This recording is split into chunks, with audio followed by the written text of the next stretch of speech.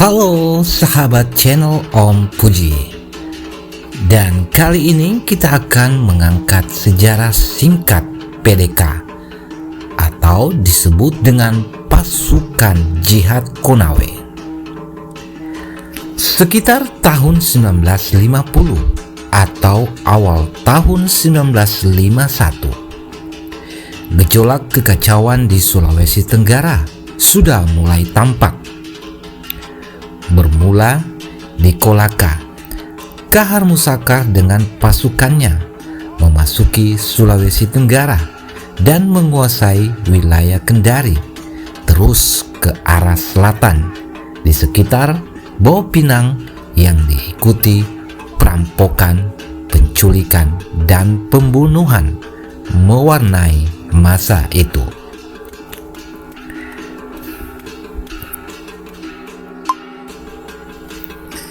Sejalan dengan meningkatnya aktivitas gerilyawan DITI di Sulawesi Tenggara, maka Kewedanaan Kendari ditempatkan 1 batalion infanteri secara berturut-turut adalah Batalion 704 KO DPSST, kemudian Batalion 512 dari Brawijaya, Batalion 718 KO DPSST, selanjutnya Batalion 718 ditarik dan diganti Mobring dari Jawa Timur.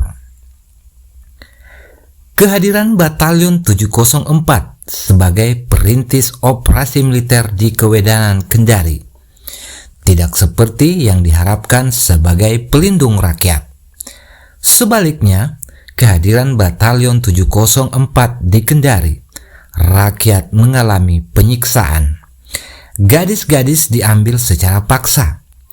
Tindakan yang sama dilanjutkan oleh pasukan Batalion 512 Brawijaya, dan kejahatan itu terus berlangsung hingga datangnya Batalion 718.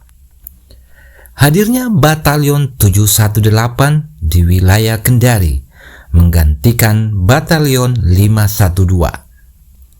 Rakyat menyambut dengan gembira. Mereka menaruh harapan perlindungan dari gangguan dan teror DITI pada batalion ini. Awal mula kehadiran Batalion 718, rakyat dengan sukarela membantu keperluan dan tugas mereka dalam beberapa hal seperti kebutuhan pangan. Rakyat dengan sukarela membantu memberikan kebutuhan-kebutuhan itu. Bahkan anggota personil Batalion 718 sering diundang oleh penduduk untuk dijamu makanan dan disuguhkan minuman. Pendirian pos-pos penjagaan rakyat dengan sukarela datang membantu. Kerjasama antara tentara dan rakyat hanya berlangsung pada masa awal kedatangan mereka. Namun, karena tingkah laku para anggota batalion yang kian hari semakin buruk, mengakibatkan rakyat tidak mau lagi untuk bekerja sama dengan tentara. Bahkan, rakyat menjadi menutup diri. Harapan rakyat untuk mendapatkan rasa aman dan perlindungan dari batalion ini tidak terpenuhi. Bahkan penderitaan yang selama ini mereka rasakan akibat dari tekanan gangguan DITI menjadi lebih parah.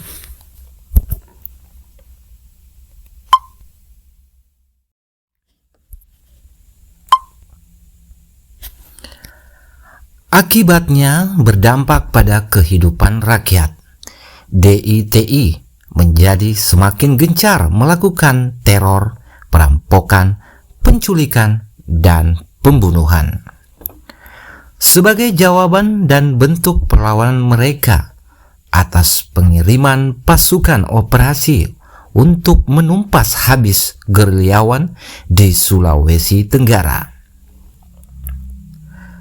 Kerusakan struktur pertanian atau perkebunan rakyat akibat pembakaran dan pengerusakan oleh DITI, ditambah lagi pemerasan dan perampasan harta milik rakyat, merupakan salah satu sebab utama timbulnya kemiskinan dan kelaparan di wilayah Kendari, terutama di desa-desa. Tingginya tingkat intensitas perampokan, pemerkosaan, dan perampasan ternak yang sering terjadi di wilayah Kendari mengakibatkan lumpuhnya sistem pemerintahan yang ada. Hanya ketakutan di kalangan rakyat di wilayah Kendari bagian selatan seperti Lambuya, Motaha, Tinanggea, Landono pada masa itu pernah dilanda kelaparan total akibat perampasan dan perampokan oleh DITI, ditambah Batalion 718. Sehingga orang makan apa saja yang bisa dimakan. Tidak hanya itu, struktur sosial budaya juga menjadi porak-poranda. Adat istiadat daerah Kendari tidak dihormati lagi, bahkan tidak dihiraukan lagi keberadaannya. Dampak dari kekejaman tindakan Batalion 718 sudah mulai dirasakan sejak tahun 1955 dengan mulai beraninya rakyat melawan demi keluarga dan hartanya, yang hal demikian oleh Batalion 718 ditafsirkan sebagai perlawanan. Kendati pun berbagai perlawanan individu seringkali terjadi sebagai protes tindakan Batalion 718. Akan tetapi, tindakan menyurutkan aktivitas mereka. Perampasan milik rakyat dibarengi tindakan kekerasan malah terus meningkat. Pada tahun 1953, Alim Taufik berangkat ke Kendari setelah bergerilya dengan pasukan Hasan Basri di Kalimantan Barat, Balikpapan, karena mendengar berita bahwa di Sulawesi Tenggara, khususnya Kendari, rakyat mengalami penyiksaan. Setelah Alim Taufik kembali, ia menyaksikan sendiri kebenaran berita itu. Alim Taufik juga merasakan ketidakadilan, terutama pada orang-orang Tolaki sebagai penduduk asli pribumi. Untuk melawan ketidakadilan dan tindakan semena-mena, Alim Taufik menghubungi tokoh-tokoh bangsawan dan pemuda, antara lain Lambauta dari tokoh pemuda, Abdul Samad dari tokoh bangsawan, dan Nurdin Rasidin dari tokoh pemuda. Mereka bertemu di bekas gedung Shending School, bioskop Kota Lama Kendari. Pada bulan Maret 1955, mereka membahas tentang keadaan dan situasi Kendari yang semakin kacau.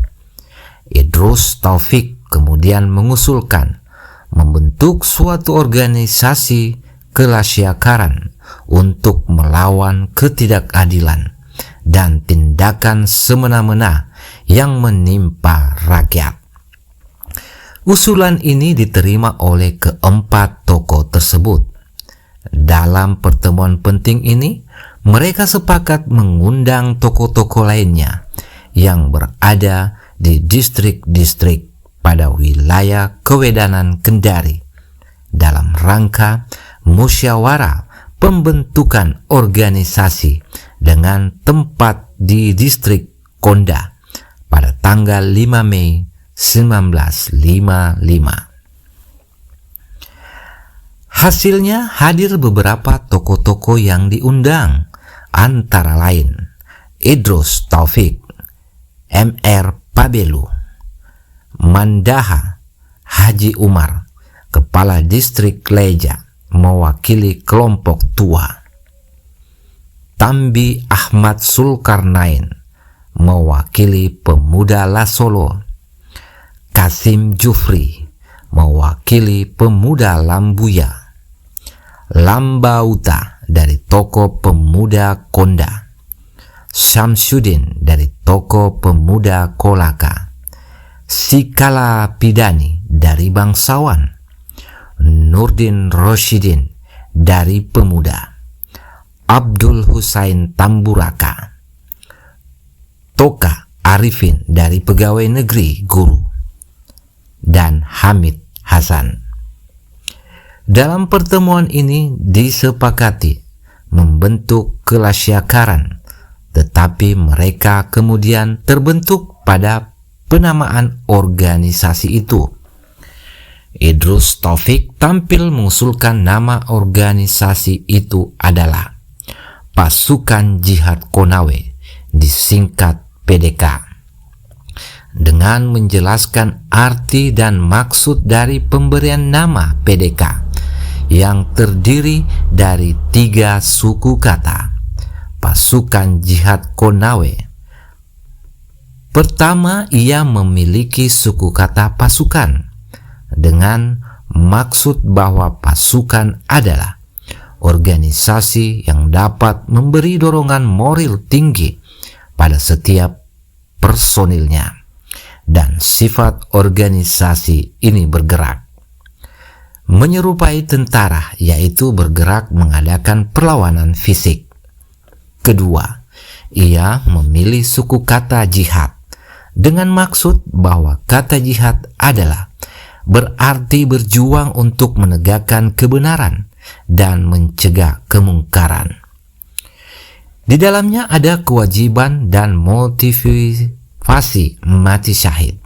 Ini diilhami dari ceramah-ceramah agama yang didengarnya semasa masih di Makassar. Ketiga, ia memiliki suku kata Konawe dengan alasan Konawe adalah nama kerajaan Tolaki yang pernah berjaya, sehingga nama Konawe memiliki pengaruh sosial, yakni pemersatu orang Tolaki dan persaudaraan serta persamaan, yakni dengan Luwu, Makassar, Bone, Ternate, dan Bungku. Setelah Alim Taufik mengemukakan nama organisasi ini dengan disertai alasan-alasan, maka ke-12 anggota menyetujui nama organisasi, yaitu Pasukan Jihad Konawe. Selanjutnya ke-12 tokoh ini ditambah Alim Taufik mengikrarkan janji untuk bersatu padu dalam melawan keserakahan, ketidakadilan, dan kekuasaan.